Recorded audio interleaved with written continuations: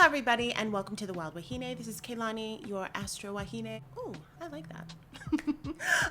We're going to be talking about a couple of transits that are going to affect you this week, starting on the 30th all the way to the 6th. We're going to dip a little bit into next week. Just wanted to give you some heads up for next week's transits as well.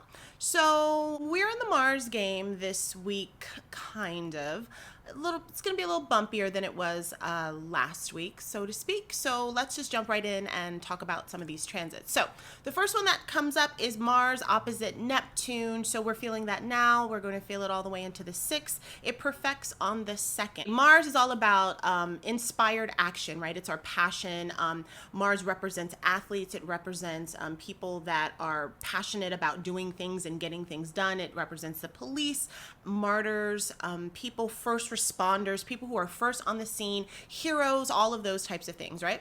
Neptune is this imaginative space. It's like this primordial watery abyss where we can find our creativity, where all is one. There can be a lot of delusion, but there can also be a lot of creativity and fantasy with that. Also represents disease and, large amounts of water. So we have these two planets in an opposition. So this is a little bit of a difficult conversation that they're having, and they have to kind of hash out that difficulty before they can get to the other end. So some of the more positive things that can happen with this particular transit is feeling activated to go do something and to go do something in the imaginary realm. Be really full of flow. So I think of it like the key that a fighter has, like when they're a martial artist, like flowing with things and just going with the flow. The flow is going in this direction, jumping on that and then using that. So it really is a place where like fire meets water in a way, where you're flowing, but you're still activating on something that you want to do.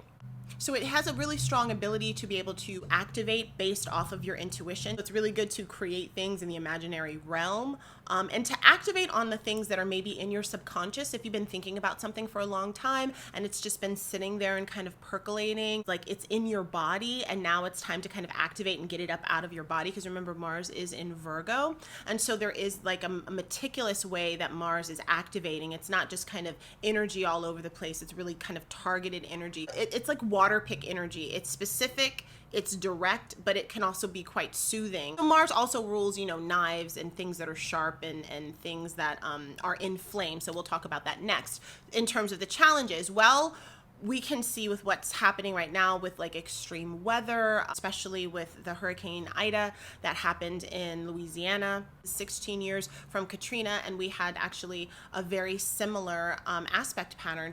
We had Mars squaring Neptune 16 years ago with Katrina, and we have Mars opposite Neptune with Ida. It definitely is impactful in terms of the structure that it tore up and built, but it wasn't as we know of right now as of this video in terms of loss of life, like how it was with Katrina with all the floods, because the structure essentially fell apart with the levees. We also see like a lot more cases and so forth with Rona. So, Neptune is that space of water. It's dirty water. It's water that can be, filled with bacteria or virus or infection. So we're talking about pneumonia, we're talking about disease. It can be inflammation because Mars is inflammatory. So inflammation of, the intestinal area, because Virgo has this rulership of the intestines and of digestion. So tummy aches and all of those types of things in terms of how it would affect us personally. It can just be also just the feelings of lethargy, like all of the energy to want to get up and go and do something, but then just not being able to ignite, not being able to really just like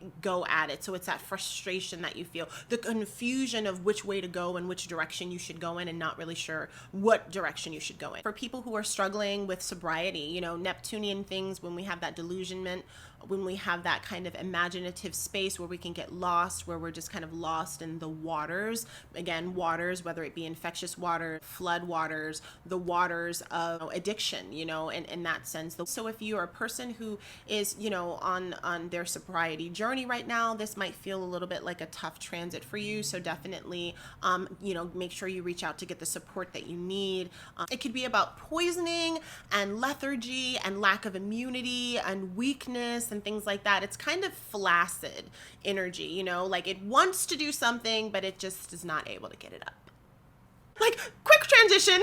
Next up, we have Mars trining Pluto. So we're in this energy on the 1st. It's perfecting on the 6th. Well into next week, we're going to feel this Mars trine Pluto energy. Now, trines are of a positive nature. Pluto has this quality. Pluto is in Capricorn right now. It's all about like the things that are underneath the earth. It has this regenerative quality to it. It's about death and rebirth, things that are hidden, power structures, people who are in power that are manipulating things. So we have Mars trining Pluto. There is a lot of sensuality that can come with that, because Mars does rule, you know, our sensual selves, our sexual selves. So it could be about like taboo, being drawn to things that are taboo, being passionate about things that are hidden or taboo, the ability to transform or potentially heal something, maybe something that's hidden that you didn't know that you have, and now you have a diagnosis. So now you can, like in true like Mars Virgo form, like, okay, well, now that we have this diagnosis, we're going to surgically remove whatever that is, and so then you will be better, or we have this new medication. Like, it's about pinpointing and like, where are we going to put the energy, where are we going to put the power, using weapons in a skilled way.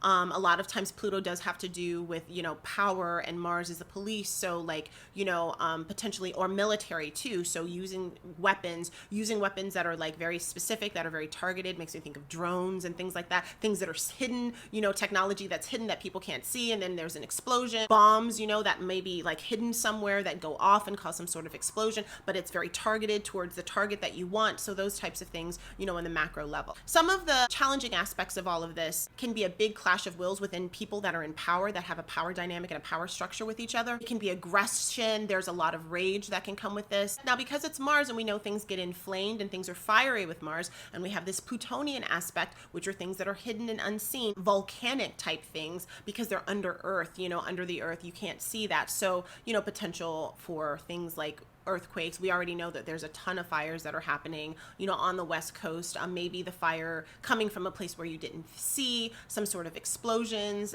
especially coming from the earth, potential earthquakes, all of those things, you know, have the potential to happen right now. So next up, we have Mercury trining Saturn. All the business folks that are following, make sure you listen into this particular part at least, because I think this will be important for that. So Mercury rules our communication, rules, you know, sibling exchange, money that's exchanged, goods that are exchanged back and forth. It's our ideas. It's potentially going back to school, and it's also short trips, like short trips to the mall or to the grocery store or to school or wherever it is that you go, kind of sort of in your everyday life, and also some of your technology. With Saturn, Saturn is in Aquarius. Saturn is in its home sign.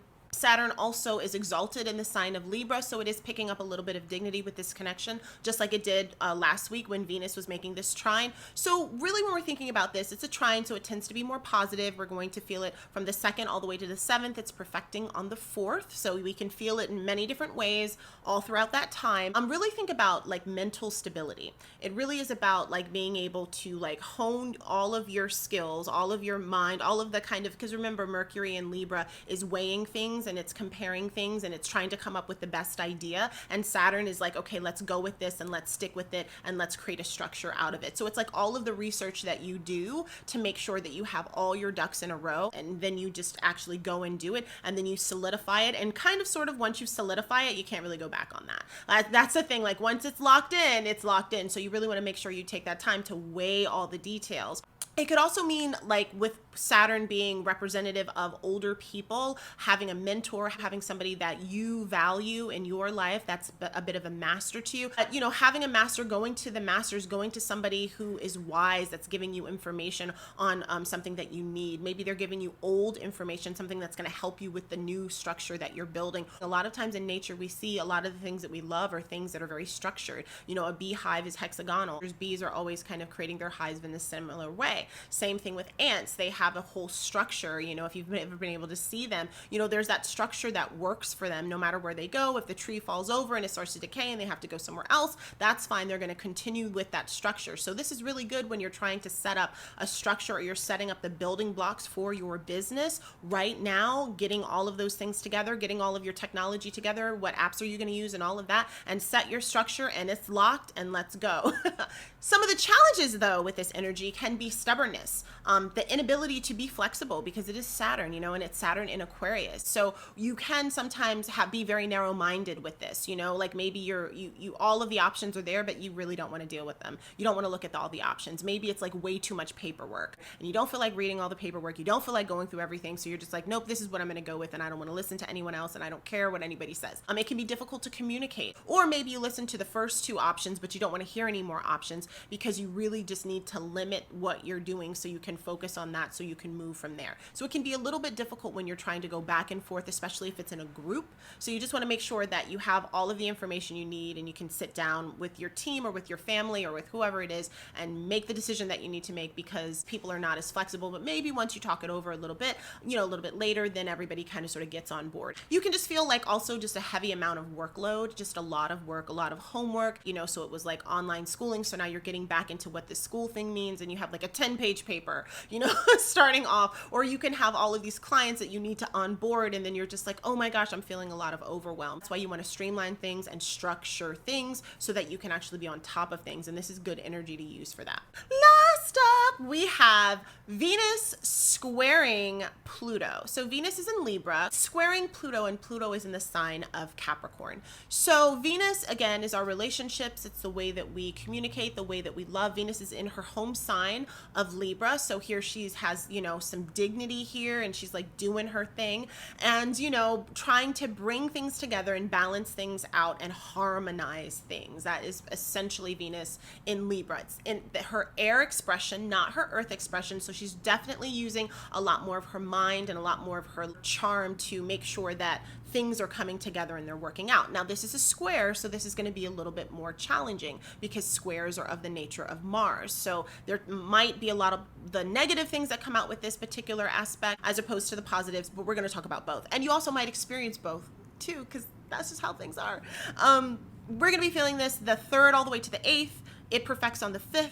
So with Pluto having this kind of transformative aspect, having this subterranean, secretive, sensual type of quality, along with Venus, this could look really interesting potentially for your love life, or it can cause a ton of complications. This signature is a signature that comes up often when there's a lot of secrets in relationships. It can be a taboo relationship that you are getting into. It can be a relationship of cheating, having a secret relationship that you don't want anybody to know about. That's just a physical relationship. So that's something that can come up. It can be relationships that transform you for the better.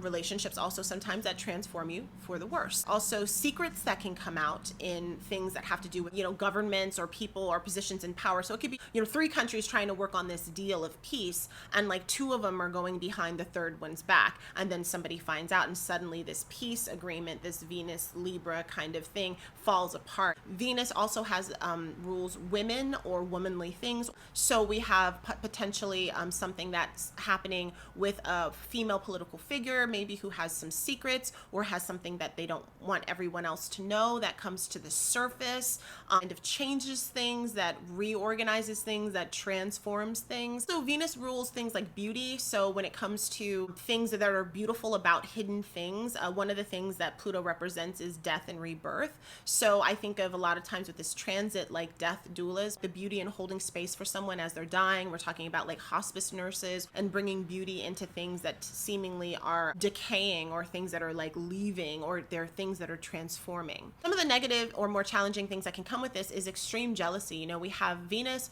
we also have Pluto. There is this power situation with Pluto, and Venus in her most shadowy aspect can hold on to things, can be super jealous of things and want things to themselves. So this is definitely a transit that can be difficult if you're in a difficult relationship with somebody that's very jealous, somebody that's very possessive, somebody that's very controlling. All of those things can really come to a head right now, and you can have some serious bumps in your relationship that can turn a little nasty and can also, you know, turn quite violent. So you want to be careful. And of course, as always, if you're ever in a situation where you feel unsafe, get out. there is that shadowy side, right, that we don't necessarily always see. But there is also things that can crash and burn, but then they actually like build you up to be like a better person or a stronger person. Might feel very contentious. It might be a very difficult kind of situation, but at the same time, at the end, it might end up being transformed for the better for some people. So that is what I have for you guys for this week. Definitely use this energy to empower you, to inform you so that you can make fantastic life choices. Make sure to follow me on YouTube and on Facebook, and I'm on Twitter. I'm on all the things. I have an announcement a little bit. I updated my scheduler and I'm offering some new types of readings. I'm also offering half-hour tarot readings. So if that's something that you're interested in, make sure you check that out, www.thewildwahine.as.me. Aloha, and I will see you on Friday for the beach vlog. Bye.